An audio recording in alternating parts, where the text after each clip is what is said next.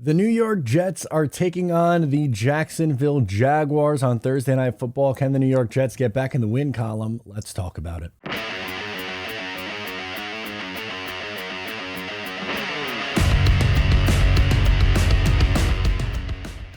Hey, what's going on? Matt O'Leary back with another video. Today I will be talking about the New York Jets versus the Jacksonville Jaguars. Thursday Night Football, short week, quick turnaround after the New York Jets loss on Sunday to the Detroit Lions. Before we get started today, I wanted to mention, go follow on social media at Matt O'Leary NY. If you haven't already, please make sure to check out the Just Jets podcast. All right, so let's break this one down. We'll start with the DVOA rankings and all that stuff. The New York Jets are now 7-7.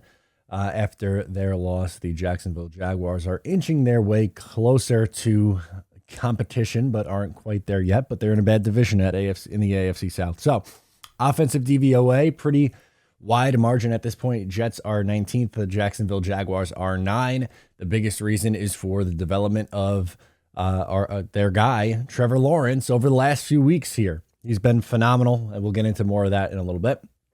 Defensively, the Jets, great, 6th in defensive DVOA. The Jacksonville Jaguars just 28th in the league in defensive DVOA. As for our Mojo Spotlight, we are taking a look at Zach Wilson, who gets the start again.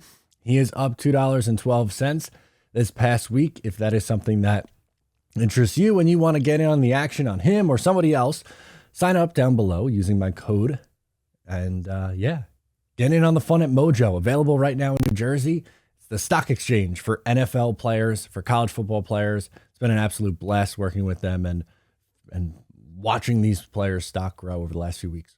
All right, so let's break this one down. The good news, the Jets look like they are getting back both Quinnen Williams and Corey Davis. For Quinnen Williams, we saw that the Jets defense did not exactly look the same.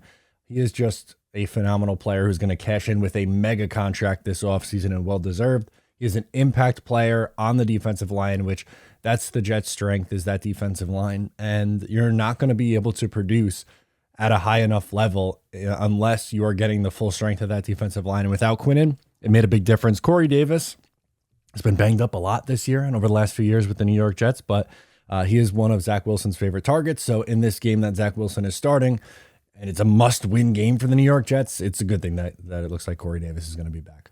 Which leads us to our next thing. Obviously, Zach Wilson will be starting this. Mike White still not cleared. There's a chance that he could be cleared the following week against Seattle, but let's focus one game at a time. And for Zach Wilson, he's going to be asked to throw a lot. And I know that this past week wasn't great. It wasn't good. It wasn't terrible. It was somewhere in the middle. There were some nice moments. There were some really tough moments, but this is a really tough, in a bad way, Jacksonville Jaguars pass defense. They are worst in the league against the pass in defensive DVOA.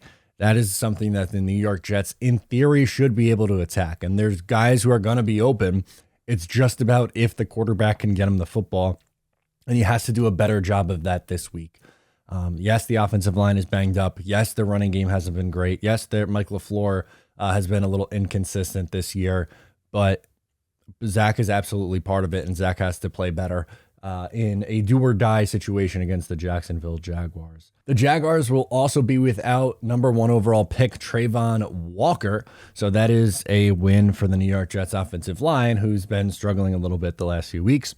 Also, the running game has to be better. I know Bam Knight got banged up and wasn't really that effective this past week, but the Jets in general weren't effective. Averaging under 3 yards a carry is not good. It's not good at all. And it has to be better because it's going to be a bad weather game. It's supposed to be rainy on Thursday night, and you got to be able to run the football in the rain, man. And against a really bad defense, yes, they're going to be trying to, force Zach Wilson to beat them with his arm. That's a given. We saw the recipe that the Detroit Lions used, but at the same time, you got to be able to run the ball better than what you have at least last week. And look, obviously losing AVT and Breece Hall have been a major impact on this New York Jets team. They have not been the same stylistically ever since both those guys went down. But at this point in the season, find a way, man. You got to find a way to get it done. As for Trevor Lawrence, we talked about his strengths over the last couple of weeks here. In his last 6 games, he is completing 70% of his passes for 14 touchdowns and 1 interception. He has been great. He has been phenomenal. Turnover numbers have went down. If the Jets are going to win this game, they are going to need a turnover from their defense. They started out the year pretty good at creating turnovers, actually. And then over the last 5 games, they have just 1 turnover. And it was against the Chicago Bears when they were starting a backup quarterback. It's just unbelievably frustrating. This defense is extremely, extremely good. They are an incredible, incredible defense, but you have to be able to create turnovers. And that's what made the Jets so scary early on in the year. And they haven't been able to get those turnovers. So that's an area that definitely needs to improve going into Sunday or Thursday night.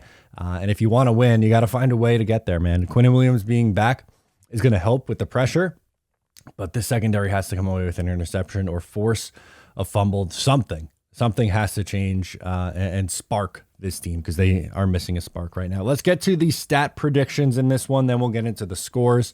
We'll go with Zach Wilson. I have him say 18 of 32, which is 56.3%, 1 touchdown, 1 interception, and about 220 passing yards, which is not terrible, not great. It's kind of just, it's okay. The completion percentage with him is low this year.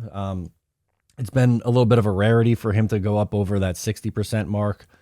He's been in the 50s way too often. His completion percentage a little bit overrated, yes, but unfortunately, with the 5 or 6 throws he's missing, that's really the difference. And unfortunately, I can't really predict him to do much better than this. As for Trevor Lawrence, I'm going to have him 24 of 35, 255 yards, 1 touchdown, 1 interception. So an okay day for him. I think he'll have his moments, but I do think the Jets defense finally does create a turnover. And last but not least, Garrett Wilson has another big day, 7 catches, 95 yards, and I'll say he gets the receiving touchdown. So 1 receiving touchdown for Garrett Wilson.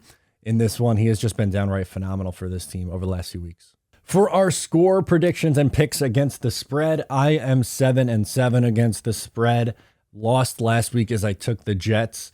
This week, I'm getting right back on the horse. I am taking the Jets plus 1.5. I think they win this game outright in a low-scoring, ugly, sloppy, rainy 20-17 kind of day. That's what I'll predict the score, 20-17. I think the Jets defense has done a really good job of keeping teams right around 20 points or a little bit below. If they do that, I think the offense should, again, in theory, should give you 17 to 23 points. It might not be enough. It's going to be a hard-fought game. I don't from the national level, I think teams are obviously loving on the Jacksonville Jaguars as Lawrence is beginning to figure this out. It's going to be billed as the number 1 pick versus the number 2 pick, but I think it's going to be more about this Jets defense in this game. And I think that's the difference here. Let's go to Casey, who is 9-5 against the spread picking. Who does she like?